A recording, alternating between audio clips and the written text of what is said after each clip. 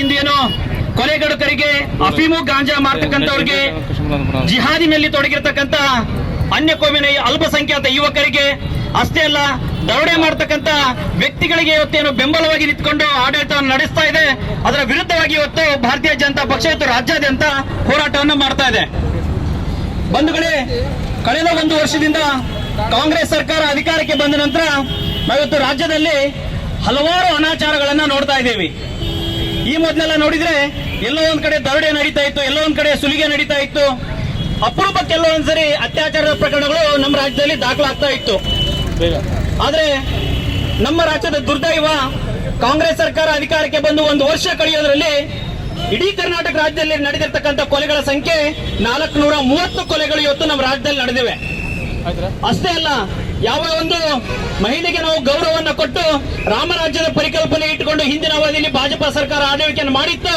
ಆದ್ರೆ ರಾವಣನ ಸರ್ಕಾರ ಅಧಿಕಾರಕ್ಕೆ ಬಂದ ನಂತರ 4 ತಿಂಗಳಲ್ಲಿ ಈ ರಾಜ್ಯದಲ್ಲಿ ನಡೆದಿರ್ತಕ್ಕಂಥ ಅತ್ಯಾಚಾರಗಳ ಪ್ರಕರಣಗಳು 198 ಅತ್ಯಾಚಾರಗಳು ನಡೆದಿರ್ತಕ್ಕಂಥದ್ದು ಈ ರಾಜ್ಯದ ಜನರ ದುರ್ದೈವ.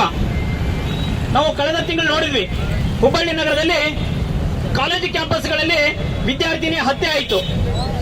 ಆದ್ರೆ ವಿದ್ಯಾರ್ಥಿಯನ್ನ ಹತ್ಯೆ ಮಾಡಿರ್ತಕ್ಕಂಥ ಫಯಾಜ್ನ ವಿರುದ್ಧ ಯಾವೊಬ್ಬ ಕಾಂಗ್ರೆಸ್ ನಾಯಕರು ಕೂಡ ಫಯಾಜ್ ಹತ್ಯೆ ಮಾಡಿದಾನೆ, ಅವನಿಗೆ ಉಗ್ರ ಶಿಕ್ಷೆ ಆಗ್ಬೇಕಂತೇಳಿ ಯಾರು ಕೂಡ ಹೇಳಿಕೆಯನ್ನು ಕೊಡಲಿಲ್ಲ. ಬದಲಾಗಿ ಈ ರಾಜ್ಯದ ಮುಖ್ಯಮಂತ್ರಿಗಳು, ಗೃಹ ಸಚಿವರು ಹೇಳಿಕೆಯನ್ನು ಕೊಡ್ತಾರೆ, ಅದು ವೈಯಕ್ತಿಕ ಕಾರಣಕ್ಕೋಸ್ಕರ ಹತ್ಯೆ ಆಯಿತು, ಹೀಗಾಗಿ ಅದ್ರ ಬಗ್ಗೆ ಜಾಸ್ತಿ ತಲೆ ಕೆಡಿಸ್ಕೊಳ್ತಕ್ಕಂಥ ಅವಶ್ಯಕತೆ ಇಲ್ಲ ಅಂತ ಹೇಳಿ ಒಂದು ಅಪ್ರಬುದ್ಧ ರೀತಿ ಹೇಳಿಕೆಯನ್ನ ಕೊಡೋದ್ರ ಮೂಲಕ ತಮ್ಮ ಅಲ್ಪಸಂಖ್ಯಾತ ಮತ ಬ್ಯಾಂಕ್ ಏನಿತ್ತು ಅದನ್ನ ಮತ್ತೆ ಸಂರಕ್ಷಣೆ ಮಾಡ್ಕೊಳ್ಳೋದ್ರಲ್ಲಿ ಕಾಂಗ್ರೆಸ್ ಸರ್ಕಾರ ಸಫಲ ಆಗಿತ್ತು ಅಂತೇಳಿ ನಾವು ಭಾವಿಸಿದ್ವಿ. ಆದ್ರೆ ಇವತ್ತು ಅಲ್ಪಸಂಖ್ಯಾತರಿಗೆ ಕೂಡ ಗೊತ್ತಾಗಿದೆ, ನಮ್ಮ ಮತಗಳನ್ನ ಪಡಿಬೇಕಂತ ಹೇಳಿದ್ರೆ ಕಾಂಗ್ರೆಸ್ ಸರ್ಕಾರ ನಮ್ಮ ಹೆಣ್ಣು ಮಕ್ಕಳ ಜೊತೆಗೂ ಕೂಡ ಆಟವನ್ನ ಆಡುತ್ತೆ. ನಮ್ಮ ಹೆಣ್ಣು ಮಕ್ಕಳ ಅತ್ಯಾಚಾರ ಆದ್ರೂ ಕೂಡ ಇವತ್ತು ಕಾಂಗ್ರೆಸ್ ಸರ್ಕಾರ ಅದನ್ನು ಉಪಯೋಗ ಪಡಿಸಿಕೊಂಡು ನಮ್ಮ ಮತ ಬ್ಯಾಂಕ್ ಅನ್ನ ಕಾಪಾಡಿಕೊಳ್ಳುತ್ತೆ ಹೊರತು ಈ ಸರ್ಕಾರ ರಾಜ್ಯದ ಮಹಿಳೆಯರಿಗೆ ಯಾವುದೇ ರೀತಿಯ ಗೌರವವನ್ನು ಕೊಡೋದಿಲ್ಲ ಅಂತೇಳಿ ಅಲ್ಪಸಂಖ್ಯಾತರ ಮಹಿಳೆಯರಿಗೆ ಕೂಡ ಅರ್ಥ ಆಗಿದೆ. ಬಂಧುಗಳೇ, ನಾವು ನೋಡಿದ್ವಿ ಕಳೆದ 2-3 ತಿಂಗಳ ಹಿಂದೆ ಹಾನಗಲ್ಲಲ್ಲಿ ಒಂದು ಗುಂಪು ಅತ್ಯಾಚಾರ ನಡೀತು. ಎಂತ ದುರ್ದೈವ ಅಂತ ಹೇಳಿದ್ರೆ ಅತ್ಯಾಚಾರ ಪ್ರಕರಣ ದಾಖಲೆ ಮಾಡ್ರಿ ಅಂತ ಕೂಡ ಪ್ರತಿಭಟನೆ ಮಾಡ್ಬೇಕಂತ ಪರಿಸ್ಥಿತಿ ಬಂತು. ಅಂದ್ರೆ ಇಡೀ ರಾಜ್ಯ ಸರ್ಕಾರ ಪೊಲೀಸ್ ವ್ಯವಸ್ಥೆಯನ್ನು ಹಿಡಿದಲ್ಲಿಟ್ಕೊಂಡು ಆ ಪ್ರಕರಣ ಮುಚ್ಚಾಕ್ತಕ್ಕಂಥ ಕೆಲಸವನ್ನು ಕೂಡ ಮಾಡ್ತು. ಆದ್ರೆ ಪ್ರಕರಣ ದಾಖಲಾದ ನಂತರ ನೋಡಿದ್ವಿ ನಾವು, ಈ ನಮ್ಮ ಜಿಲ್ಲೆಯಲ್ಲಿ ಇರ್ತಕ್ಕಂಥ ಯಾವ ಒಬ್ಬ ಕಾಂಗ್ರೆಸ್ MLA ಸಹಿತ ಹೋಗಿ ಆ ಸಂತ್ರಸ್ತೆಯನ್ನು ಮಾತನಾಡಿಸುವಂತ ಗೋಜಿಗೆ ಹೋಗ್ಲಿಲ್ಲ. ಹಾಗಾದ್ರೆ ಕಾಂಗ್ರೆಸ್ ಇವತ್ತೇನು ನಾವು ಮಹಿಳೆಯರ ರಕ್ಷಣೆ ಮಾಡ್ತೀವಿ, ರಾಜ್ಯದ ರಕ್ಷಣೆ ಮಾಡ್ತೀವಿ ಅಂತ ಹೇಳ್ತಾರಲ್ಲ, ಹಾಗಾದ್ರೆ ಕಾಂಗ್ರೆಸ್ ಸರ್ಕಾರ ಮಾಡ್ತಿರ್ತಕ್ಕಂಥದ್ದೇನು? ಇದು ದೊಡ್ಡ ಯಕ್ಷ ಪ್ರಶ್ನೆ ಮೂಡುತ್ತೆ. ದುರ್ದೈವಕ್ಕೆ ನಮ್ಮ ಬ್ಯಾಡಗಿ ಶಾಸಕರು ಹೋಗಿ ರಾತ್ರಿ ಭೇಟಿಯಾಗಿ ಬಂದ್ರೆ ಹೆಣ್ಮಗಳನ್ನ, ಅದು ಪೊಲೀಸರ ರಕ್ಷಣೆಯನ್ನು ತೆಗೆದುಕೊಂಡು ಪೊಲೀಸರ ಸುಪರ್ದಿಯಲ್ಲಿ, ಅಯ್ಯೋ ಎಷ್ಟು ದುರ್ದೈವ ಅಂತ ಹೇಳಿದ್ರೆ ಒಂದು ಅತ್ಯಾಚಾರಕ್ಕೆ ಒಳಗಾಗ್ತ ಮಹಿಳೆಯನ್ನ ಮಾತಾಡ್ಸ್ಲಿಕ್ಕೆ ಈ ಪೊಲೀಸ್ ವ್ಯವಸ್ಥೆನ ಕರ್ಕೊಂಡು ಮಾತಾಡ್ಸಂತ ಪರಿಸ್ಥಿತಿ ಕಾಂಗ್ರೆಸ್ ಸರ್ಕಾರಕ್ಕೆ ಬಂತು. ಆದ್ರೆ ನಾವು ಮಾಡಿದ್ವಿ, ಪ್ರತಿದಿನ ಬೀದಿಗೆ ಒಂದು ಹೋರಾಟ ಮಾಡಿದ್ವಿ. ಇವತ್ತು ಹೇಳ್ತಾರೆ ಬಿಜೆಪಿ ಅಲ್ಪಸಂಖ್ಯಾತರ ವಿರೋಧಿ ಅಂತಂದು ಹೇಳಿ. ನಾವು ಯಾರ ವಿರೋಧಿನೂ ಕೂಡ ಅಲ್ಲ, ಆದ್ರೆ ನಾವು ಮನುಷ್ಯತ್ವ ಮೀರಿ ಯಾರು ನಡ್ಕೊಳ್ತಾರೆ ಅವರ ವಿರೋಧಿ ಬಿಜೆಪಿ ಸರ್ಕಾರ ಅನ್ನೋದನ್ನ ನಾವು ಸ್ಪಷ್ಟವಾಗಿ ಹೇಳ್ಬೇಕಾಗತ್ತೆ.